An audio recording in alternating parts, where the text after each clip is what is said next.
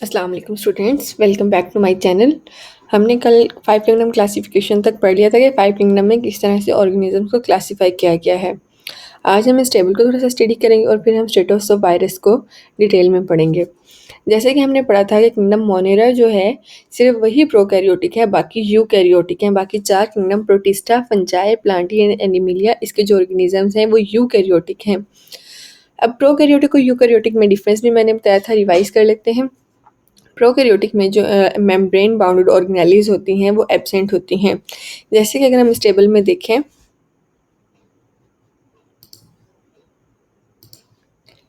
यहाँ पे कहा होगा न्यूक्लियर इन्वेलप इज एब्सेंट। इसका क्या मतलब हुआ कि न्यूक्लियस के अराउंड जो न्यूक्लियर मेम्ब्रेन होती है, जिसको न्यूक्लियर इन्वेलप भी कहा जाता है, वो किंगडम मोनेरा में एब्सेंट है।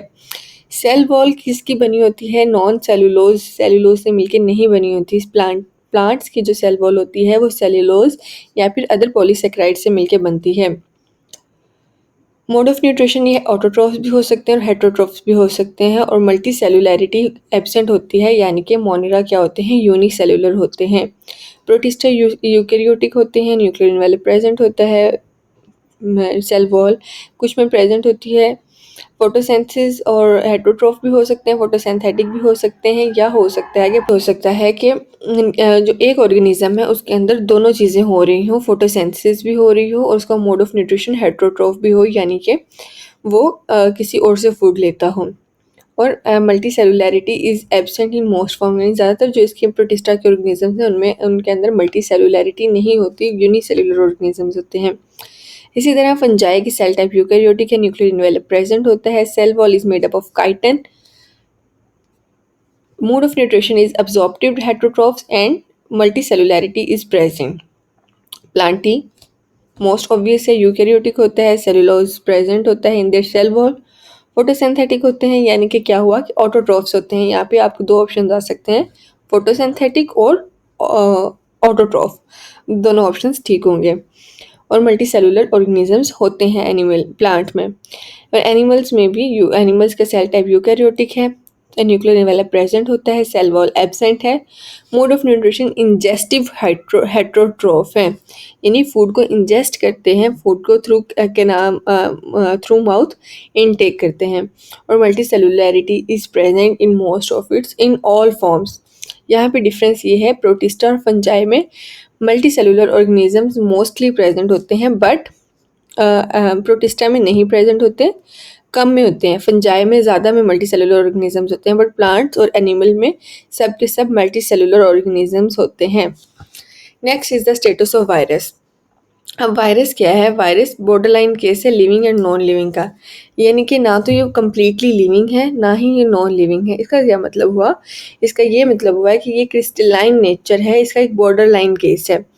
बॉर्डर लाइन केस का क्या मतलब है कि इसके बहुत सारे करेक्टरिस्टिक्स नॉन लिविंग है। मतलब क्यों नॉन लिविंग है? क्योंकि इसकी जो नेचर है वो क्रिस्टलाइन नेचर है, लेकिन ये लिविंग भी है। लिविंग क्यों है? क्योंकि इसके अंदर डीएनए या आरएनए प्रेजेंट होता है।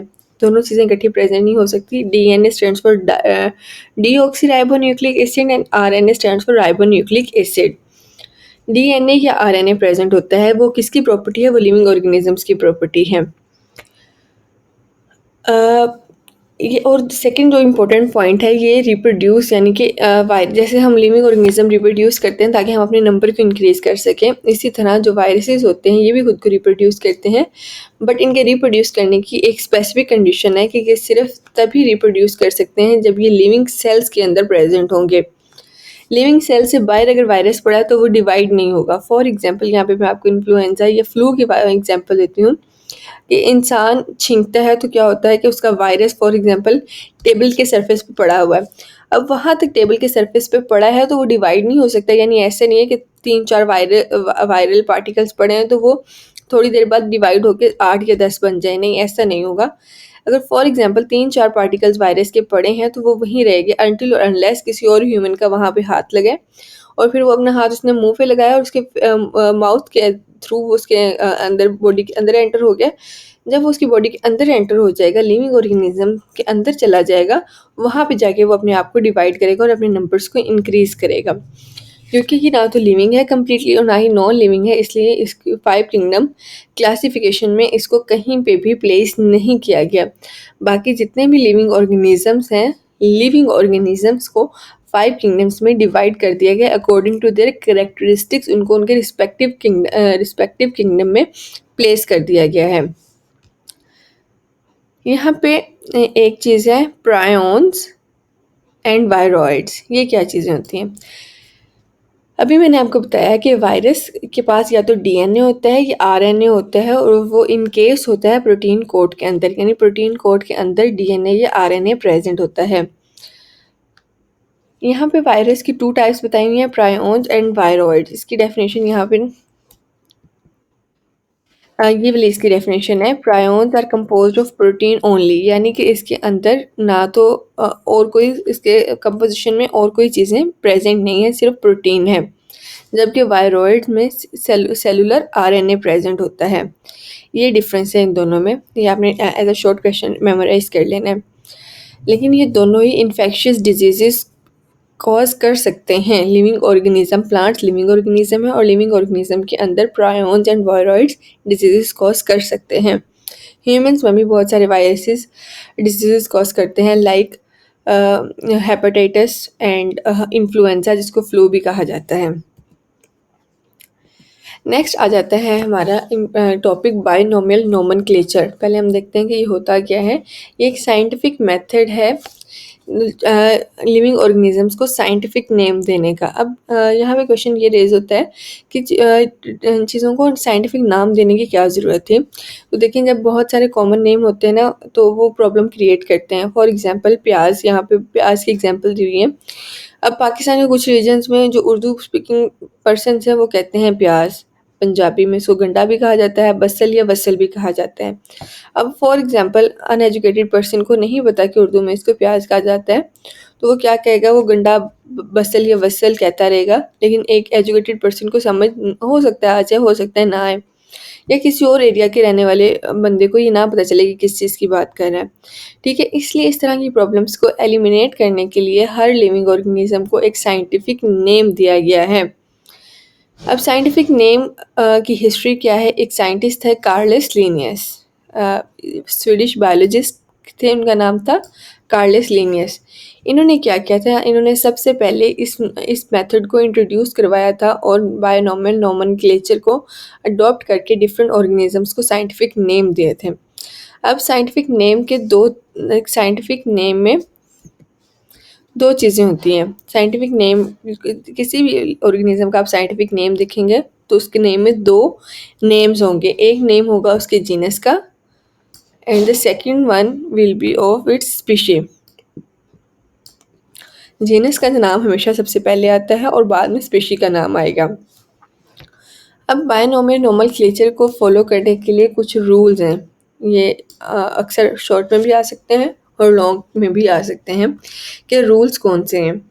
साइंटिफिक नेम अगर किसी चीज़ को देना है या लिखना है तो इसको किस तरह से लिखा जाएगा। साइंटिफिक नेम को जब भी हम लैपटॉप पे प्रिंट कर रहे होते हैं, लिख रहे होते हैं सॉफ्ट फॉर्म में, तो ये हमेशा इटैलिक्स में लिखा जाता है। जिस तरह ये लिखा हुआ है आपके सामने, होमो सेपियन। ये थोड़ा सा टिल्टेड है, स्ट्रेट नहीं है। अगर आप डिफरेंस करें तो बाकी राइटिंग और इसमें थोड़ा सा डिफरेंस है, टिल्टेड है ये। अगर प्रिंट किया जाएगा तो इसको इटैलिक की फॉर्म में लिखा जाएगा, और अगर हम हाथ से लिख रहे हैं तो इसको अंडरलाइन करेंगे। अगर आपको बोर्ड एग्जाम में भी कोई नाम आ जाता है तो आप क्या करेंगे, अगर आप ज़ाहिर बात आप हैंड रिटन लिख रहे होंगे तो आपने क्या करना है, लिख के नीचे उसको अंडरलाइन कर देना है। Second rule is first term generic name होती है और हमेशा वो कैपिटल लेटर से लिखी जाती है। जैसे ये देखें, होमो सेपियंस किसका साइंटिफिक नेम है, ह्यूमंस का साइंटिफिक नेम है। तो इसमें होमो क्या है, जीनस है, और सेपियन क्या है, स्पीशी है। जो जीनस का नेम है वो हमेशा कैपिटल लेटर से डिनोट किया जाता है। एच देखें कैपिटल लिखा हुआ है, स्पीशी नेम को स्मॉल लेटर्स में लिखा जाता है, उसको कभी भी कैपिटलाइज नहीं किया जाता, कैपिटल लेटर में नहीं लिखा जाता। The third rule is scientific name जब सिर्फ एक दफ़ा यूज़ हो रहा हो, जैसे सिर्फ एक दफ़ा बात की हुई कि होमो सेपियंस आर मल्टी सेलुलर, सिर्फ एक बात की गई है, तो यहाँ पे हम होमो सेपियंस की स्पेलिंग कंप्लीट लिखेंगे।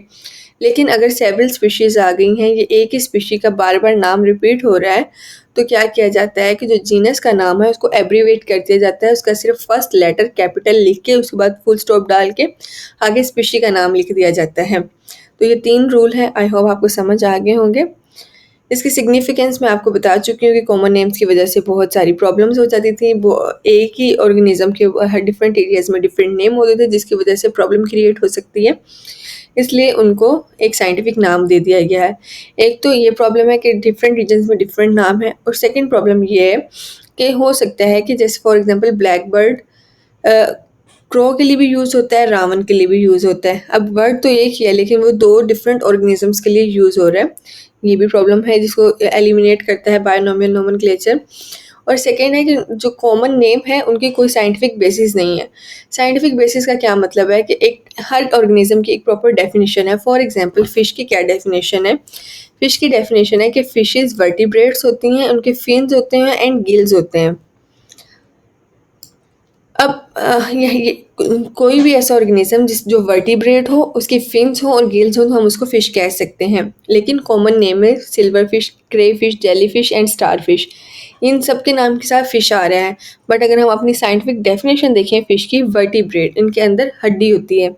Silver fish, cray fish, jellyfish and starfish के अंदर हड्डी, रीढ़ की हड्डी प्रेजेंट नहीं है, तो ये फ़िश की कैटेगरी पे नहीं पूरी उतरती, इनको फ़िशेज़ नहीं कहा जाता साइंटिफिकली। इस तरह के प्रॉब्लम्स को भी एलिमिनेट करता है बायनोमियल नोमेनक्लेचर। ये आगे कुछ एग्जांपल्स दी हुई हैं, ये साइंटिफिक नेम मैं बोलती हूँ ताकि अगर आपको प्रोनाउंसिएशन में इशू है तो आपका वो क्लियर हो जाए। अनियन का साइंटिफिक नेम है एलियम सीपा। कॉमन सी स्टार या फिर जिसको स्टारफिश भी कहा जाता है, उसका कॉमन नाम है एस्ट्रियाज रूबेंस। हाउस क्रो जो आम कौवा होता है, उसका नाम है कॉर्वस स्प्लेंडेंस। ये इनके नाम है। Next topic is the conservation of biodiversity, कि बायोडाइवर्सिटी जो हमारी डिफरेंट वेराइटी है ऑर्गेनिजम्स की, उसको कंजर्व किस तरह से किया जा सकता है। सबसे पहले तो हम देखते हैं कि इनको कंजर्व करने की क्यों ज़रूरत है। अब बहुत सारे लिविंग ऑर्गेनिजम्स ऐसे हैं जो आहिस्ता आहिस्ता इंडेंजर होते जा रहे हैं या ख़त्म होते जा रहे हैं। अब इंडेंजर या ख़त्म होने का क्या मतलब है? इंडेंजर का मतलब है कि जो अनकरीब ख़त्म हो जाएंगे, उनका एक भी ऑर्गेनिज्म नहीं बचेगा। और एक्सटिंक्ट का मतलब है जो ऑलरेडी इस दुनिया से ख़त्म हो चुके हैं, उनका एक ऑर्गेनिज्म भी प्रेजेंट नहीं है। अब यहाँ पे क्या है कि ह्यूमन एक्टिविटीज़ की वजह से बहुत सारे एनिमल्स और प्लांट्स पाकिस्तान में एक्सटिंक्ट हो चुके हैं, बिल्कुल ख़त्म हो चुके हैं। कुछ एक्सटेंट और इंडेंजर्ड ऑर्गेनिजम्स के जो नाम हैं वो हैं lion, tiger, Asiatic cheetah, Indian one horn rhinoceros, swamp deer, Indian wild ass, hangul and blackbuck. ये एग्जांपल्स हैं। ये सारे ऑर्गेनिजम्स कुछ इनमें से इंडेंजर्ड हैं और कुछ एक्सटेंट हैं, कुछ बिल्कुल ख़त्म हो चुके हैं पाकिस्तान में। अब ह्यूमंस का बायोडाइवर्सिटी पे क्या इम्पैक्ट है? अगर आज से 10,000 साल पहले देखा जाए तो पूरी दुनिया में अर्थ प्लैनेट पे 5 मिलियन पर्सन्स प्रेजेंट थे। 5 मिलियन का मतलब है 50 लाख। 50 लाख लोग प्रेजेंट थे इस अर्थ पे। लेकिन जब आहिस्ता आहिस्ता एग्रीकल्चर ज़राअत इंक्रीज़ हुई, एडवांसमेंट आई और इंडस्ट्री में इम्प्रूवमेंट हुई, वैसे वैसे ह्यूमन पॉपुलेशन भी इंक्रीज़ करती गई। और आज अगर हम अपनी पॉपुलेशन का अंदाज़ा लगाएं तो वो 600 मिलियन है। 1 मिलियन इक्वल होता है 10 लाख के। 600 मिलियन पीपल इस टाइम अर्थ पे प्रेजेंट है। अब जब 600 मिलियन पीपल प्रेजेंट होंगे तो उनको फूड भी चाहिए, उनको रहने के लिए घर भी चाहिए, उनको फूड भी चाहिए, शेल्टर भी चाहिए। शेल्टर घर को कहा जाता है। अब वो क्या करेंगे? अपने फूड के लिए एनिमल्स का हंट करेंगे, प्लांट से फूड लेंगे। अब एनिमल को भी हंट करेंगे और दूसरा घर बनाने के लिए जो फॉरेस्ट लगे हुए हैं उनको ख़त्म करके वहाँ पे डिफरेंट सोसाइटीज़ बनेंगी। अब तो इसकी वजह से क्या हो रहा है कि हैबिटेट लॉस भी हो रहा है, डिफॉरेस्टेशन भी हो रही है, ओवर हंटिंग भी हो रही है। ओवर हंटिंग की वजह से डिफरेंट स्पीशीज़ को रिमूव किया जा रहा है, जो कि पोल्यूशन और क्लाइमेट चेंज की कॉज बनती है।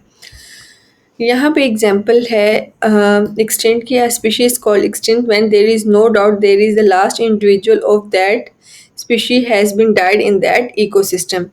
अगर उस इकोसिस्टम में से वो लास्ट ऑर्गेनिज्म की भी डेथ हो जाती है तो उसको एक्सटिंक्ट कहा जाता है। And species is called endangered when it is at risk of extension in near future, कि वो अनकरीब ख़त्म हो जाएगी, उसका लास्ट ऑर्गेनिज्म भी डेड हो जाएगा, तो उसको एक्सटेंट कहा जाता है। आज के इस वीडियो में इतना ही। नेक्स्ट वीडियो में हम डिफॉरेस्टेशन और उसके कॉजेज़ पढ़ेंगे। अगर आपको कोई सवाल है तो आप कमेंट सेक्शन में पूछ सकते हैं। चैनल को सब्सक्राइब करें और अपने फ्रेंड्स के साथ भी शेयर करें। इस तरह की और बहुत सारी वीडियोस आपको इस चैनल से मिलेंगी जिसमें आप पेपर को अटैम्प्ट कैसे करना है, इंपॉर्टेंट क्वेश्चंस क्या है, एग्ज़ाम्स में पेपर चेक कैसे होते हैं, इस तरह की सारी चीज़ें आपको इसमें मिल जाएंगी। Thank you. अल्लाह हाफिज़।